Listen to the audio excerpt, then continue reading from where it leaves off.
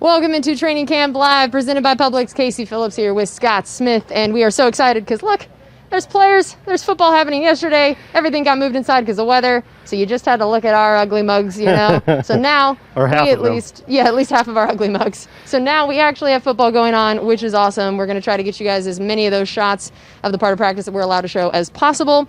And as always, we're also going to be taking your questions in that final segment. So make sure you send those in on Facebook or on YouTube, and we'll be going through that.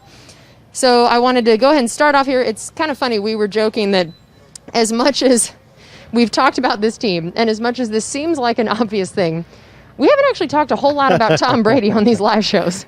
It's almost like I think we both assume that he just gets talked about so much. Well, he does. Which is fair. But we're like, we probably should talk about him just a wee bit. We've talked a little bit about some of the ways he's affected some of the other positions as we've discussed it.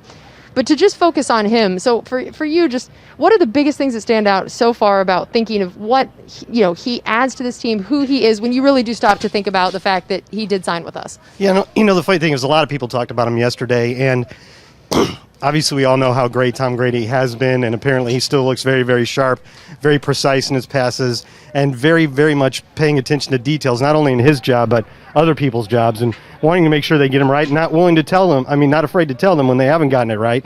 And he carries enough respect that that's not a problem. They're going to listen to him. But what was funny about most of the comments yesterday is a lot of people made the point of saying, otherwise he's pretty much a normal guy. Mm-hmm. He's just, when you have interactions with him off the field, he's just a normal dude. And I guess really that shouldn't be a surprise. You tend to think of Tom Brady, the GOAT, but he probably wouldn't have been as well liked by all of his teams for the years and been such a good leader if he was a person that was hard to get along with, right? So I guess it's not really a surprise. It's just weird to hear Tom Brady, just a normal guy. Now, when it comes to his accomplishments, he's far from normal. Look at that right there, highest graded QB, and look at the list: Tom Brady, Drew Brees. That's week one, the two highest of the last decade. And when you combine the regular season and the playoffs, nearly 100.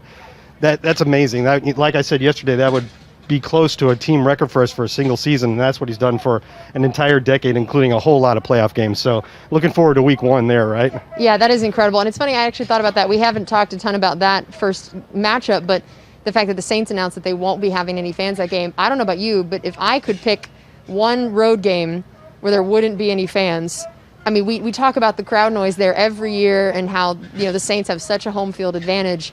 And knowing that would be a crowd pretty excited to watch a Tom Brady, Drew Brees matchup, I feel like that actually worked fairly well in our favor. I hope so, and I'm not going to miss seeing all those fans and their get-ups and so on. I really don't like that place. It's my least favorite stadium that we have to go to, and we go there every year. But I'm not so sure there won't be a lot of noise, because I'm pretty sure they're going to be pumping in noise. Whatever is allowed, true. I'm sure they'll take it to the maximum. That's probably true. So, all right, we talked about his highest graded stuff, but otherwise, what has made him so effective in your mind? I know that people probably already dissected this every which way, but when you look at why he has the numbers he has, why he's had the success he has, what do you feel like you see? Well, I think that some people either have natural field vision or they don't, and the greatest quarterbacks just have that. So they're easy. It's easy for them to get in and out of different targets if their main guys are covered. Look at this. He's a winner. 774 winning percentage. That's incredible. In his career, that's amazing. And obviously, Roger Staubach, Joe Montana is in the conversation of the greatest quarterbacks of all time. And it's, especially when you look at how long he's done it for. Look at how many years that includes as compared to those other two guys. You're calling that a pretty big sample size. Yes. Agreed. I don't think this is a fluke. I would like to see that winning percentage go up a little bit. That wouldn't be easy, though, because you'd have to win 13 games for it to go up a little bit. But anyway, he's also very quick with his release. He gets rid of the ball very quickly.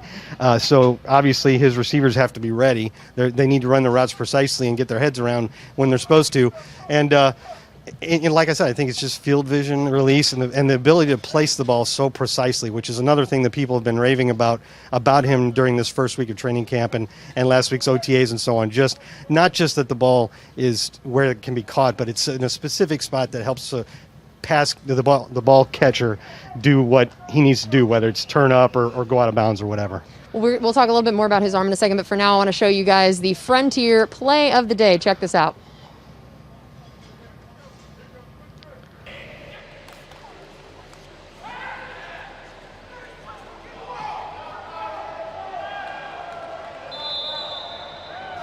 So yeah, yesterday Bruce said they went inside, of course, but he said the whole day was devoted to red zone. As you could see there, that was the catch in the end zone, and I think you could see a little bit of what he was talking there. It can be difficult sometimes because Todd Bowles mixes things up, and sometimes he brings 6 guys or more, but sometimes he drops 8, and he even said that on one play they dropped 9 into coverage. So only 2 people were coming after the quarterback.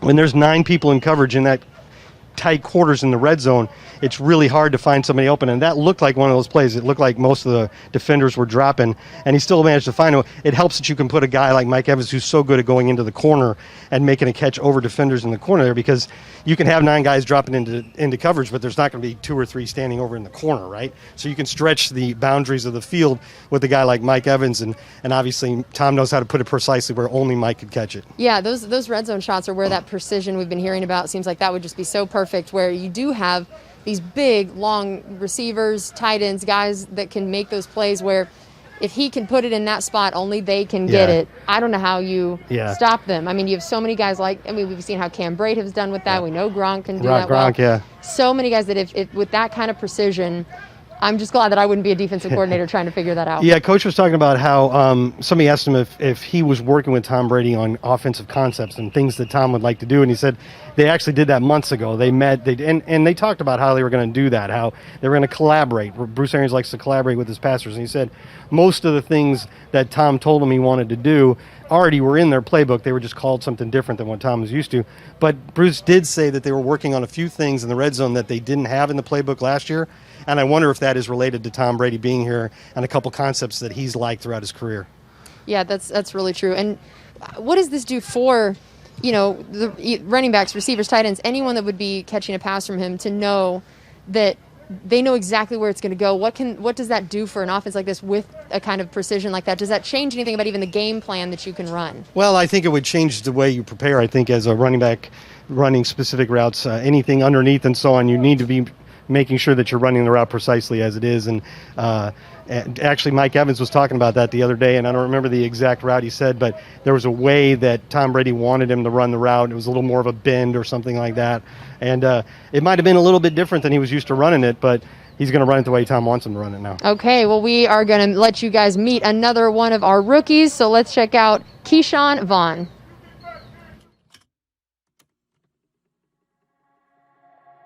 I say going through struggles as far as my whole college career. As soon as I hit college, I had struggles right away. I felt that just made me more mature and able to kind of sit back and understand being patient and kind of not rushing into things and kind of thinking through things. And so my maturity level just has shot up very much since being in college. As far as finding the success within like the struggle, being at Vanderbilt, kind of knowing where I wanted to get and kind of keeping my head, knowing that the slightest thing could hurt me, getting to the next level. So kind of trying to stay positive through it all. And as far as me, I play running back. So I kind of got the ball in my hands at all times. So I'm able to kind of control my production. So that's kind of something that also helped me. And like I said, just keeping my head straight. As an athlete, I use the word grimy when I'm on the field just because of my personality when I hit the field. It's just so much of a competitor that, like, I don't care who it is in front of me, what team we facing, every team gonna get the same energy that I give at practice, I give on game day, and I kind of just stay with that. When I'm on the field, it's just a different world. So you getting the grimy version of Sneak. Nickname Sneak was a name my father gave me as a youngin'. He told me it was because I used to sneak in the cabinets and eat all the snacks, drink all the Kool-Aid late at nights. And me being Sneak also applies to me on the field too, because I'm able to see stuff like right forming, right before it actually like forming to what it's gonna be. I'm able to kind of predict what it's gonna be, and I'm able to sneak through them little holes that other running backs might not be able to see or might not be able to hit. Football, just having a dream of football done saved me from so much trouble that I could have got in growing up. What I like to tell people is that, like, who I could have been off the field, reckless and all that, that's kind of what I am on the field, and that's that grimy version that I'm allowed to let off when I'm on the field. So football kept me out of trouble, kind of knowing that I wanted to get to the NFL. I kind of knew at a young age that I couldn't have a bad record. I couldn't be running around with wrong crowds. Football just saved me, but it also allowed me to let off that version that I could have been.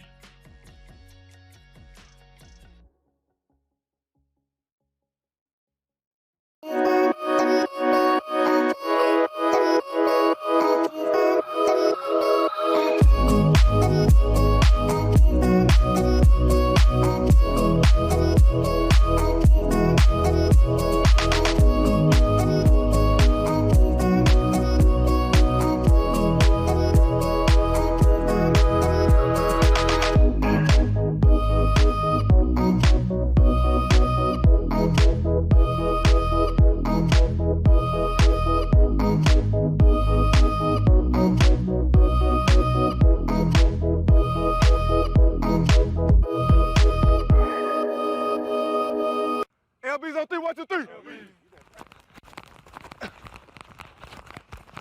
You slow. Man, you crazy. Ain't no same time, man. You slow. Antoine, it slow down for you yet? What's up? Come on, speed? The game, like A little bit. It's getting there. Yeah, the more practice, the better. hey, that first, like, yeah. It'll slow. I'm gonna tell you, it's gonna slow down probably. You know, I'm gonna tell you, meet me at the trail ride.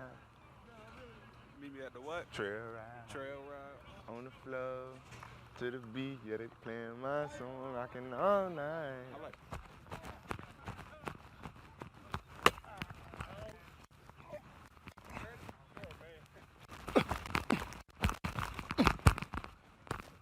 Ooh, that toe kind of hurt. We gotta turn it up.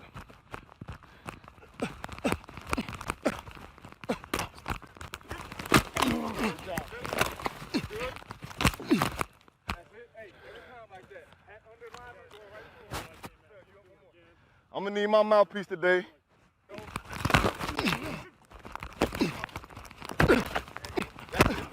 Backers on 3, 1, 2, 3, backers. Everything start with us. Be the leader, bro. Real talk. I'm trying to go Super Bowl. Y'all better start play actioning. Every time. Boy, I can't in that run game, boy. Real talk, boy. Best front seven in the league, boy. Make sure y'all talking. Make sure we talking. Hey, Flash.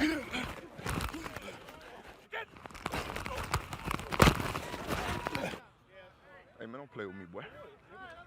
Play with me then. Hey, we gotta have a sense of urgency out there, though. We gotta run around when we coming on and off.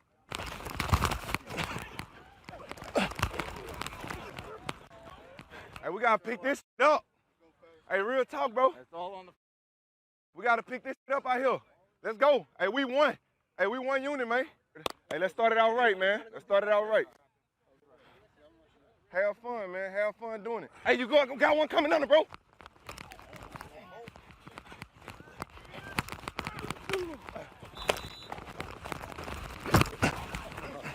Oh.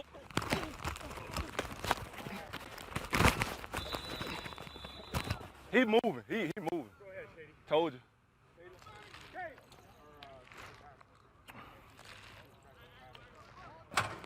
Oh, work. Good work.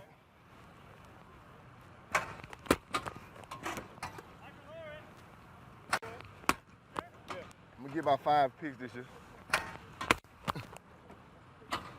Yeah, I'm gonna give me some picks this year. It's all about turnovers.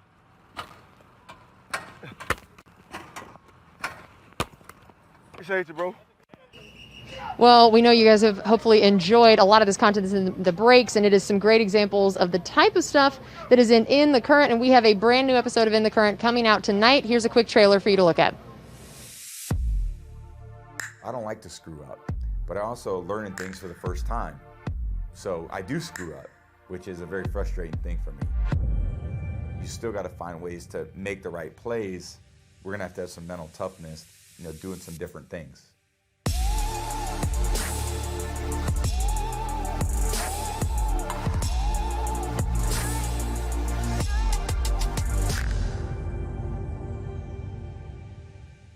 I cannot wait to see that episode come out. It is going to have some great stuff in it. And I know while we were in that break, Scott, you got a chance to turn around and kind of watch some of what was going on at practice. What did you notice? Well, if you can hear the yelling behind me, that's Keith Armstrong, the special teams coordinator. And what they're working on are various different parts. They've had different drills of kickoff return and coverage. And this is really, really an important part of practice. In fact, to the point where, because there are no games, Coach Arians says they have to have more live sessions of special teams just to sort out the bottom of the roster. So he mentioned guys like a 7th-round draft pick like Chappelle Russell trying to beat out, I don't know, Noah Dawkins or Jack Sitch or whatever, or the undrafted cornerback Parnell Motley, who's looked good defensively in drills. He's gotten his hands on some balls and actually caught them, which is a big emphasis. But for him to beat out whoever the last corner is Ryan Smith or something like that, he's got to be good on special teams. Ryan Smith is fantastic on special teams. And they have to be able to play on 4 or 5 different units to make it worthwhile. Unless you're the return man, that's a very specific thing. So you could be a gunner, but you could also be one of the guys on the coverage unit here. So this is a very important part of the drill for a lot of the guys that are in it right now. Yeah, and I think that's something a lot of fans can occasionally just forget about the importance of this in training camp, that, special teams, okay, but Coach even brought up how that was something he was most concerned about without having the amount of time you normally have in training camp in this offseason. And I thought that was so interesting that of all the things he could have talked about that could potentially be something he's upset about, the lack of special teams time is it. It's clearly on his mind. Yeah, that's interesting. And so I know something else Coach talked about in his media availability yesterday that was sort of breaking news we didn't know that is really cool, is he mentioned that he wants to basically have 2 games in quote, because it will only be Buccaneers players there at Raymond James Stadium. I wanted to hear what your thoughts are on that. So he was asked if they're going to do some scrimmage type work in practices to sort of try to make up for the lack of preseason games. He said yes, but in addition they're going to have 2 what they call games over at the stadium. And there's the obvious reason for that, to get the players that experience of playing some live ball before it really becomes live. But, there's a couple other aspects to it, too. A game involves a lot of procedures for a team for 60, 70 people, counting coaches and players, and even more counting trainers and so on.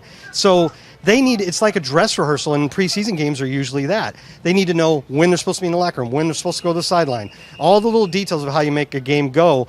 And to just jump right in week 1 and try to do that, you're probably going to have some mistakes if you don't plan it out. Then also, as Coach kind of alluded to, the people who run the stadium need to know that everything is working right? You don't want to be the first game you have there and you have a problem with the lights or the show or whatever. So it's a good practice for everybody. Obviously, the most important thing is to give them some game-type snaps. And something that I think we even overlook with that is potentially even, the kickers and people getting to do things in the stadium. Sure. We always hear about, them occasionally going over on their own to get a feel for it. But it's even better in a more true game-like scenario. So 100%. I think that's another area, as we've talked about the importance of special teams, that could be really important. I know that we are fortunate we have basically all the O-linemen working over here real close to us, so maybe in a second we can cut to a shot of that, because I know that we wanted to talk about the offensive linemen and in particular the tackle position and how many options we have there, who we feel like is going to emerge as starters, backups, and just that roster spot overall for the O-line. What are some of your thoughts so far after a few days of camp? Yeah, I think the team feels pretty good about offensive tackle in general. And Coach Goodwin did say yesterday that Tristan Wirfs has been taking the first team snaps at right tackle, that he's been playing when they're playing good on good, which means first team D against first team O. And that Coach Arians told him, take the gloves off with him, throw him to the fire, because Coach Goodwin wanted to know how Bruce wanted to handle the rookie, and how quickly to bring him along. He said, throw him in there, take the gloves off. So you got Tristan Wirfs, who they obviously feel very good about. Traded up to draft him 13th. They love Donovan Smith on the other side. You got Joe Haig, who has started something like 35 games, and they feel very confident putting him in if for some reason Tristan isn't ready at right tackle for game 1. And then you got Josh Wells, who Coach said was looking really good out here, and he started 1 game at each tackle spot for us last year, so you already know you can hold up with him out there. So 4 tackles, to go 4 deep at offensive tackle with guys you like is actually better than we normally have. I think that's better depth at that position than we normally see. So I think they feel really good about that. It's a little harder to sort out the interior line because there's little experience behind the starters, but Coach did bring up guys like John Molchon. They like him a lot. Zach Bailey from last year. And also Aaron Stinney, who's back. I think that's him right there, number 64, who's back from last year. They say he's having a nice camp so far. So there's some options there in the interior. They just have to sort it out. Yeah, and you brought up John Mulchin. We were talking about him earlier, that the personality is very fun, that there are certain guys you find yourself rooting for to make the roster simply because they're fun guys. And if anyone has seen the photo that was sort of released of him, he had a wicked mustache at one point, and I know that in college there was a time he had a mullet, and he's had a handlebar mustache, and also and just such a character, one of those offensive linemen that just leans into it and has a lot of fun with it. So he's a guy that I've been kind of keeping my eye on, even just for the personality side of it, which is pretty great. We talked about how with Tom Brady, we've looked at how he affects potentially different positions. How do you feel like the type of quarterback he is affects the job the offensive line would be able to do, needs to do, just the way he sort of operates within the pocket or without? Well, Harold Goodwin laughed a little bit when that topic sort of came up with him yesterday. He's like, well, he gets the ball out really quick, so that's good for us. Yes. Obviously. If you don't have to block for quite as long to protect your quarterback, that's going to help everybody. But otherwise, I think it's probably the same because, obviously that question's going to get asked of every offensive lineman. What's it going to be like trying to protect the greatest of all time? Are you feeling any extra pressure? Are you more important? And they're all like, it's really the same thing no matter who's back there. You really desperately want to protect whatever quarterback was back there. Right. They really, really wanted to help Jameis Winston last year, and they did help him quite a bit. So there's probably a moment or two when they're like, oh my God, I'm black for Tom Brady now, but I think they're well past that at this point. I do tend to think that there can be some moments where quarterbacks that are really known for scrambling, sometimes that can put some stress on the offensive line. Yeah. And the fact that he is not known for shall we say? Yes, Jameis moved around a lot more than Tom moved around a lot, did. and there are times that can extend a play, it can make a splash play, and it can be a good thing. Sure. But I do think that there are times it can also make things really tough on the offensive line, and especially overtime, that can kind of wear you down over the course of a game if you were, as compared to just maybe having this nice little pocket that you're trying to protect, as compared to, he's running 20 yards this way and 20 yards this way, and you're chasing down trying to help him out. So that to me seems like that's something that could potentially help a line, and maybe especially help a guy like Tristan Wirfs that is newer, and maybe you can stick a little bit more to your true blocking scheme and plan instead of it breaking down kind of I think quickly. The tough part when your quarterback starts to scramble is figuring out which way he's going. Right. Because you're trying to block your guy in a certain direction, and all of a sudden you need to protect him because he's over here behind you now, right? So maybe less of that will be better for the offensive lineman. Yes, that's true. All right, well, we have one more segment coming up, and we are going to be getting to your questions. So make sure you submit those on either YouTube or Facebook. I'll be scrolling through those, so take this time during this quick break to get all those questions in, and we'll be back in just a minute.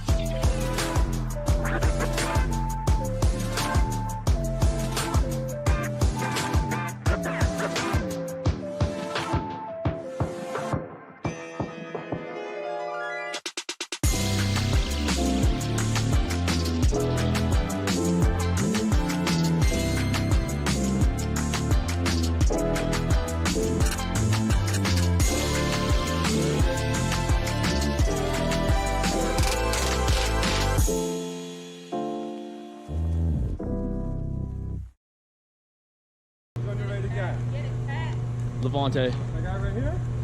What's underrated? Nacho.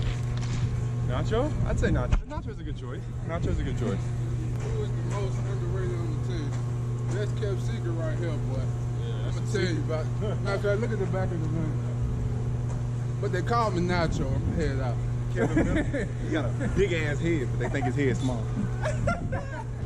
On TV? You know it's 5'7", just wait. Hey, we got a lot on, man. Might gonna be underrated no matter this year, though. It is time for our final segment here where we are taking your fan questions. So make sure you head on over either to YouTube or Facebook and leave your questions in there for us. Our first one we had, Chris asked, is there a kicking battle going on? Well, yeah. I mean, there's two kickers, and you're not going to bring in the second one just as a leg. They're not trying to keep the stress off Matt Gay's leg. I think they're trying to create competition, and I think we might have been talking about this the other day, but it's tougher, though, for the new guy. His name's Elliott Fry. Hey, I made a little rhyme there, didn't I? You're a poet and you didn't know it. It's tougher for him because of the no preseason games. I mean, they've been kicking, and apparently 2 days ago they had a session, and both of them made all their kicks and looked sharp, and everybody was yelling at them, so that's good. But yeah, it's a competition. I think it's an uphill battle for the second guy because, and I'm not saying that because of Matt Gay or Elliott Fry or anybody. If you're coming in trying to unseat the incumbent, especially a guy that was drafted in the 5th round the year before, you need some good evidence to do so, or they're going to stick with the status quo. And I guess they'll get that out here on the field, but I'm sure he would have liked to have had some games. Right. Doug asked, who has flashed for you in the cornerback room besides the starting 3? Coach was talking about Parnell Motley, the undrafted rookie. And I think there's some room there for some shuffling around to the depth at the bottom. If you keep 5, especially if you keep 6, and that kind of sometimes depends on how many safeties you're keeping as well and how versatile those guys are. So it may be more like a 5-and-5 split, especially when you got guys like Winfield and Mike Edwards among your safeties who are versatile enough to play in the slot and do some other things. So there might be less shuffling if there's 5, but still there's a shot. And Parnell Motley, apparently, as I was saying earlier, he's done a good job of when he's had a chance to get his hands on the football, he's caught it. And that's been a big point of emphasis for the coaches all throughout the offseason because there were too many opportunities that were not taken advantage of last year. Right. Our next question, name the 4 positions you think should be protected on the practice squad. Okay, so that comes up through, I don't know if somebody doesn't understand the rules there, you get 16 practice squad spots this year. And when you're on the practice squad, you can be signed away by another team without your original team being able to do anything about it, as long as that second team is going to put you on their active roster and keep you there for at least 3 weeks. And that happens every year with guys moving around the league. And there's not much you can do about it if somebody wants to do that. But this year, because of the situation, you're going to have a 16-man practice squad, and apparently you can protect 4 of them each week from being poached like that. So that's the genesis of that question there. I don't know if it's necessarily going to be based on position, though. Probably just more the guys that you feel most strong about not wanting to lose. However, I would say the exception would be if the Buccaneers decide to go with 2 quarterbacks, or maybe even if they decide to go with 3 on the active roster and have a 4th on the practice squad, I would think the quarterback would be a guy you wouldn't want to get away, because we're all worried about things are going well, clearly, with the COVID thing, but if the COVID situation were to take out a portion of any position, like half your offensive line or something, if it were to hit your quarterback room and you needed this guy who is separate from them to step in, you want the guy that knows the offense, so you don't want to lose that guy, that's for sure. I would think another one, though, would probably be cornerback. You know, if you had a cornerback you really liked, it's just so hard to build depth there that you wouldn't want them to get away. But otherwise, I'm not sure it's necessarily a position-specific Right, yeah, that answer. makes sense. Yeah, that's true. Next question said, does the team seem more focused this year than in other years? Oh, I don't know. For one thing, everything's always peaches and cream a week or 2 into training camp, right? Aren't we always really optimistic at this point, Casey? Yes. So that's very true. Are they more focused? I mean, I guess you could say Tom Brady's had some effect in that regard. Obviously, there's less distractions. There's fewer distractions. We wish the fans were out here, as we've said multiple times. It's a real disappointment that we can't be, and it's a great opportunity in most seasons for the fans and the players to connect. But from a practical standpoint, there are fewer distractions, and they're probably they're being asked in their off time also to try to restrict themselves as much as possible and not go in places that be in danger of getting the virus. So, yeah, I would say just simply by the atmosphere that they're working in, they probably are more focused, but to see that on the field, I don't know. I mean, training camp is usually pretty intense as it is. Right. Gilbert asked who you think is the number 3 wide receiver at this point. He asked if you think it's Scotty Miller. I think so. I mean, obviously, I would have said that more emphatically before hearing the coaches talk about how well Justin Watson's doing. So that gives me a little bit of pause that maybe it's pretty close there. And Tyler Johnson has not been able to participate in that competition. So Scotty and Justin seem like the 2 obvious ones, especially because they already have experience in this offense. So it's closer now, but I would have to say Scotty. And you've seen him out here a lot. I mean, I've seen Tom Brady throwing him the ball deep. He's been doing a good job of getting deep. And as we said, that speed is something that can affect the play and affect the defense, even if he's not the guy being targeted every time. So I'm still on the Scotty Miller train on that, but I would say it's close. And related to that, Kevin had asked, is there a dark horse for the 3rd wide receiver spot? Maybe Bryant Mitchell. They liked him a lot. That's a guy that was in the he didn't actually go straight from college to the NFL. He ended up in the Canadian Football League and ended up having a couple good seasons there. So he attracted tryouts from a number of teams. I think he first actually signed with Arizona, and then they let him go in May of last year, and the Bucs swooped in and picked him up, and he was having a really nice camp. I said this the other day. He was having a really nice camp last year. They liked him a lot, and then he tore his Achilles tendon in the preseason opener and went down. But he stuck around the whole year while he was rehabbing. I think he probably got a lot of mental reps, right? He learned as much as he could, and now he's back on the field. If he is playing to the level that he was playing a year ago, then I would say he's probably putting himself up in that competition too. Okay, and then we had a last question here. Which undrafted free agent has the best chance to make the roster? Well, I might go with John Molson, like we were talking about, because if there is no proven depth there, so I mean he's not that far behind in terms of experience from a guy like Zach Bailey, who they like as well, right? But he doesn't count because he was already here.